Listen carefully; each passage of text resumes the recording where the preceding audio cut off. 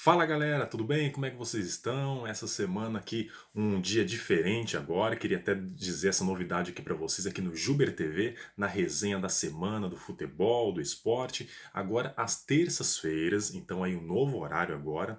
Se quiser deixar anotado aí, coloca o sininho da notificação. Às terças-feiras eu vou voltar sempre aqui, que possível, com novos vídeos, novas resenhas sobre o mundo do futebol, tá legal? E como já é padrão, se você gostar no final do vídeo, dá o seu curtida aqui embaixo, compartilhe também com seus amigos, passe também o canal aí para seus amigos aí, que se você gostar. E agora às terças-feiras e não mais às sextas, eu vou trazer mais vídeos, mais conteúdos aqui para vocês, tá legal?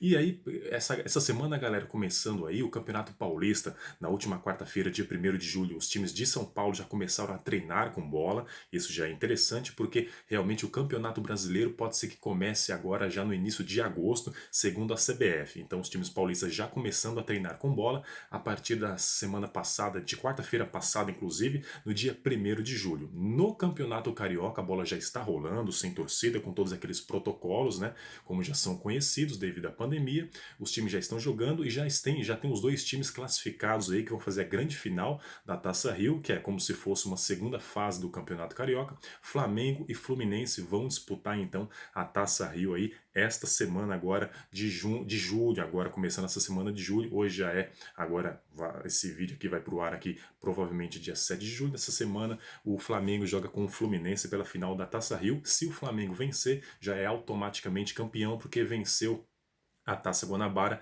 que é o primeiro turno do Campeonato Carioca. Se vencer a Taça Rio, automaticamente o Flamengo já se consagra campeão carioca e o Flamengo é o grande favorito pelo grande time, o grande elenco que tem, sem dúvidas. Mas vamos acompanhar aí para ver quem será o campeão carioca de 2020 nesse campeonato tão polêmico aí nessa retomada.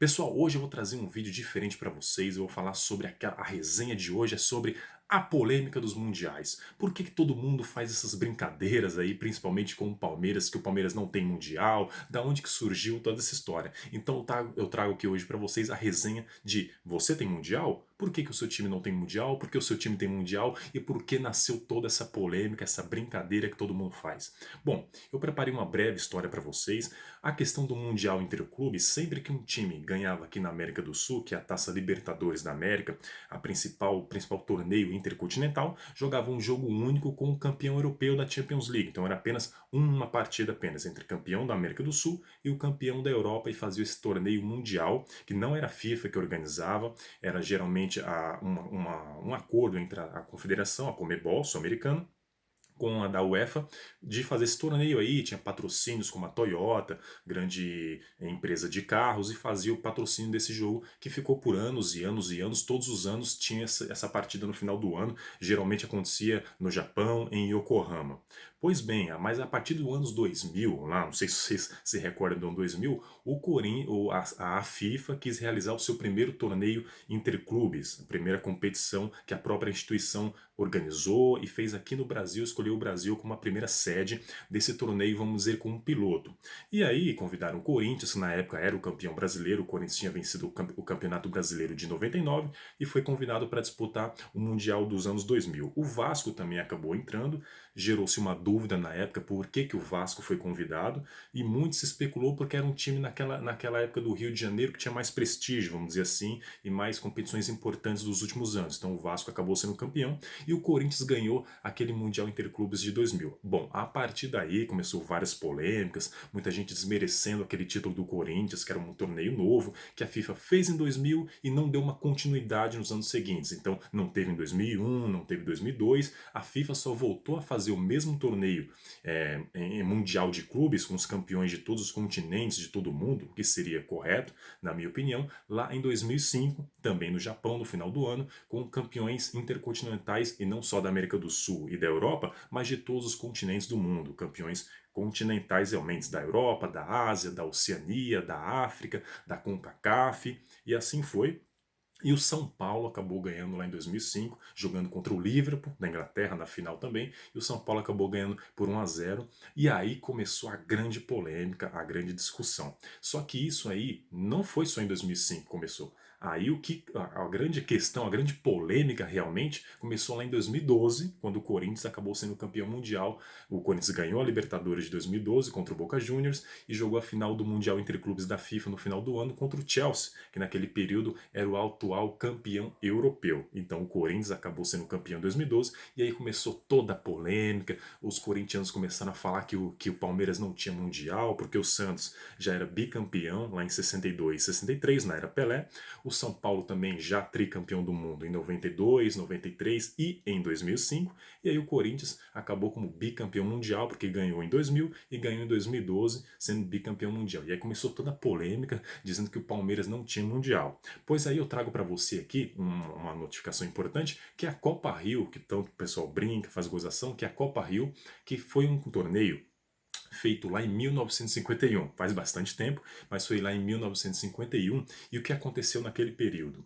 Devido ao Brasil ter perdido a Copa de 1950 aqui no Brasil, no Maracanã, quando perdeu para o Uruguai por 2-1, aquela derrota trágica que ninguém esquece, o que aconteceu? A CBD, que na época a CBF era chamada CBD, Confederação Brasileira de Desportos ainda, juntou-se aí com a federação, a UEFA na época, e decidiram fazer um torneio mundial de clubes que até então não existia nenhum torneio de clubes intercontinental. E aí foi um acordo, a FIFA não chegou a organizar realmente esse Mundial Interclubes, mas a FIFA mandou um representante. Ela reconheceu que tinha um prestígio aquele torneio, ela não organizou, mas ela mandou um representante que veio até o Brasil. Aqui foi feito no Rio de Janeiro e aqui em São Paulo também o Mundial Interclubes de 1951, conhecido como Taça Rio. E alguns times foram convidados, os melhores times do mundo, que eram considerados na época campeões intercontinentais também, seus continentes foram convidados, e eles foram a Juventus da Itália, a Estrela Vermelha da Iugoslávia, também da Europa, a Áustria Viena da Áustria, o Olympique da França, então todos esses times europeus, o Sporting também de Portugal foi convidado, o Nacional do Uruguai também convidado para esse torneio, e aqui do Brasil os representantes foram o Palmeiras, aqui por São Paulo, e o Vasco da Gama também pelo Rio de Janeiro. Jogaram ali em dois quadrangulares, as 8 equipes. Só uma observação que a Juventus da Itália, que foi vice-campeã naquele torneio, ela foi porque o Milan, na época que era o campeão italiano, não pôde ir porque tinha um outro compromisso também, em um outro torneio, acabou não indo, veio a Juventus, que era campeã da temporada passada da Itália. Então, por isso, jogaram os dois quadrangulares e os times jogaram e realmente chegaram à decisão Palmeiras e Juventus da Itália. O primeiro jogo, Palmeiras, que tinha uma grande equipe naquela época, um timaço naquela época, antes das academias do Palmeiras. O Palmeiras acabou ganhando da Juventus o primeiro jogo da final no Maracanã por 1-0,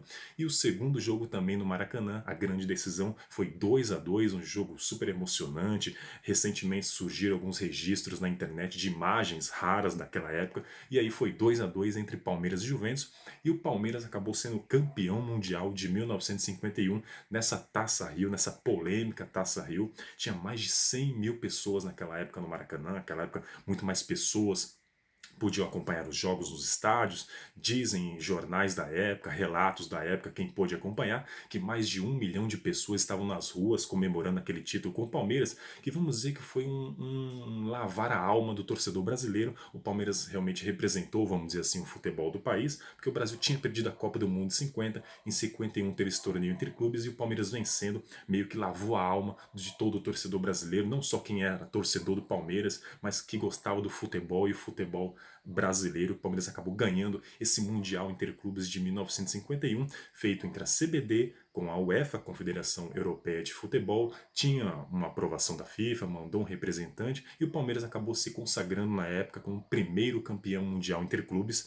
E aí por isso toda essa polêmica de que o Palmeiras não tem mundial, que o Corinthians tem bicampeão, São Paulo é tri, o Santos é bi, e o Palmeiras não tem mundial. Mas se você for buscar a história, toda essa polêmica veio lá atrás, na Taça Rio de 1951, que o Palmeiras venceu em cima da Juventus da Itália. Primeiro jogo 1-0, segundo jogo 2-2, e o Palmeiras pode dizer assim que é campeão mundial. Vamos dizer, é velho? É velho, mas é campeão mundial. Agora eu quero ouvir a sua opinião, deixe sua opinião aqui no final. E aí, você acha que realmente o Palmeiras é campeão mundial, não é? Você vai continuar alimentando essa polêmica? E os outros clubes? E quando que vamos ter um outro clube aí campeão mundial? Agora tem que ganhar o Libertadores, tem que jogar o Mundial da FIFA.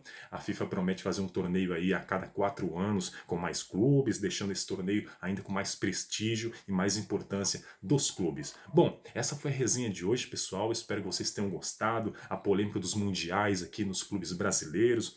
O Inter também é campeão mundial, o Grêmio também é campeão mundial, o Flamengo também é campeão mundial nos moldes antigos. Deixa aqui embaixo seu comentário, se você gostou desse vídeo, dá o seu like, compartilhe com seus amigos, compartilhe o canal aqui no Juber TV com a resenha da Semana do Esporte. Essa semana falamos do Mundial e eu volto aqui semana que vem com mais uma resenha, com mais um assunto pra gente comentar, pra gente debater, tá legal? E você aí com seus pensamentos sobre o futebol, nessa ansiedade aí do retorno do futebol aqui no Brasil, tá legal? Tchau, pessoal, então até a próxima semana. Tchau, tchau.